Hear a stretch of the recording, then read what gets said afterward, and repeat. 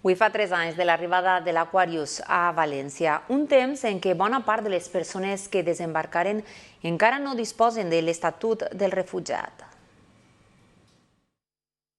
Soy Moses Boncalo, de llegar en Aquarius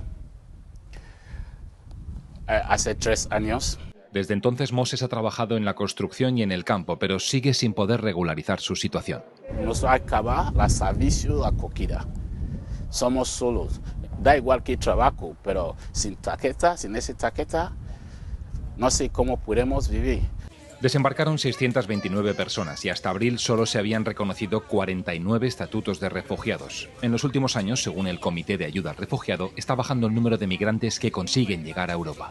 En España solo se reconoce algún tipo de protección a un 5% del total de solicitudes de asilo, mientras que la media de la Unión Europea es un 33%. Y aunque la pandemia ha afectado en el número de llegadas, desde el CEAR se apunta a la externalización de las fronteras como causa principal, es decir, acuerdos con terceros países para frenar la llegada de migrantes. Así, la política de acogida ha ido diluyéndose, mientras aumentan los mensajes racistas y xenófobos. Y se dice que son las mafias las que traen a las personas refugiadas. Entonces lo que decimos es que las mafias son consecuencia del cierre de las fronteras. No hay otra forma de llegar a Europa. Para visibilizar el problema, la Asociación Supervivientes del Aquarius lanza un cómic que narra los últimos 3 años de vida de los migrantes en Valencia. Y al final lo que buscas es sensibilizar a toda la sociedad española para que las cosas cambien, para que estas personas sean regularizadas, porque entraron invitadas en España, entraron de manera regular y de repente se han encontrado bloqueadas aquí.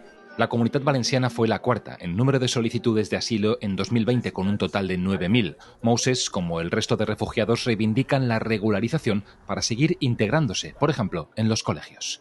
Enseñar a los niños que no está cómodo con los negros. Entonces, que si yo no tengo tarjeta roja, documento, ¿cómo puedo hablar con alguien? Enseñar mi cultura, integrar propio.